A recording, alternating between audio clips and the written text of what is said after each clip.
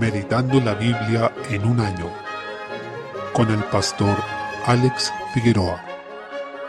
Introducción al Evangelio según Mateo. El Evangelio según Mateo es el primero en orden de aparición en nuestras Biblias, aunque se cree que Marcos fue escrito antes. Estos dos evangelios mencionados, además de Lucas, forman los llamados evangelios sinópticos, dado que en griego sinopsis significa ver juntos, y estos tres evangelios tienen varios pasajes que son casi idénticos. También tienen matices, en donde expresan diferencias que no se contradicen, sino que complementan sus relatos. Esto nos muestra la inspiración del Espíritu Santo, que lo llevó a escribir estos hechos y testificar juntamente sobre ellos, cumpliendo la norma de la ley en cuanto a la confirmación de al menos 2 testigos que vemos en Deuteronomio 19. Y además, evidencia que el Espíritu Santo no anuló la personalidad ni las experiencias de los escritores al inspirar sus relatos, sino que más bien se valió de ellas para dar como resultado un relato infalible, pero con distintos énfasis que están en armonía y así son de bendición para el pueblo de Dios. Aunque este escrito no reconoce la autoría de Mateo explícitamente, así ha sido sostenido por una larga y consistente tradición en la Iglesia, cuestión que se aprecia también considerando la evidencia interna, sabiendo que Mateo era cobrador de impuestos y menciona aspectos como la moneda del tributo en Mateo 22:19 y la historia de Jesús y Pedro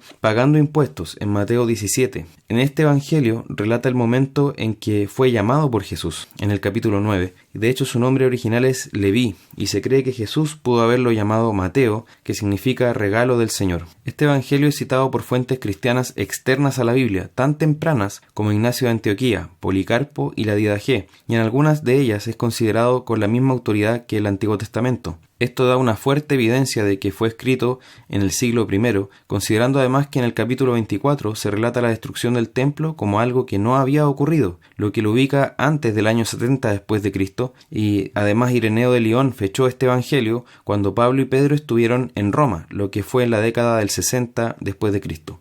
Ahí entonces debió ser escrito. El tema de este evangelio es Jesús, presentado como el Mesías prometido, y el Emanuel, Dios con nosotros, que cumple las promesas contenidas en los pactos previos y trae el reino de Dios que restaurará todas las cosas. Con este fin, Mateo cita abundantemente el Antiguo Testamento, demostrando que la ley, los salmos y los profetas tienen como mensaje central el anuncio de Cristo, su persona y su obra. Esto se aprecia desde el mismo comienzo, al presentar a Cristo como hijo de Abraham e hijo de David, al exponer también su genealogía, donde se evidencia que toda la historia de la redención desemboca en Jesús. Mateo es enfático en que Jesús es el Mesías, el Rey prometido. Desde el comienzo presenta el conflicto con el rey Herodes, asegurando que Jesús es el rey de los judíos y mostrando cómo fue honrado por los magos de Oriente en su calidad de rey.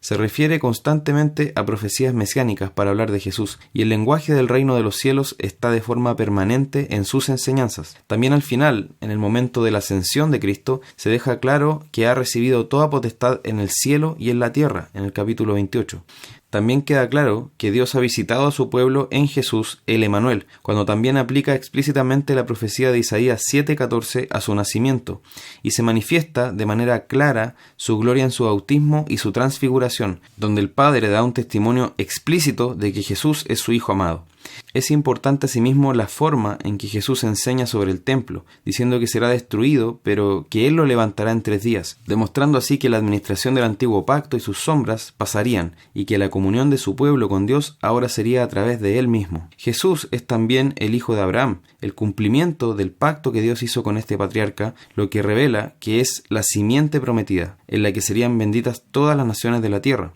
Desde el comienzo queda claro a través de la predicación de Juan el Bautista que el hecho de descender físicamente de Abraham no concede entrada en el pacto de gracia, sino que debe haber arrepentimiento y fe en Jesús que se manifiestan en frutos de justicia, en una vida transformada. Esos son los verdaderos hijos de Abraham, como profundizaría más adelante el apóstol Pablo en Romanos 4, por ejemplo, o en Gálatas 3 y 4. En ese sentido, registra también que la puerta de la salvación se abrió a los gentiles, por ejemplo en Mateo 8 del 10 al 12 o en Mateo 15 del 27 al 28 con la mujer sirofenicia. Por último, Jesús es retratado como el nuevo y mayor Moisés,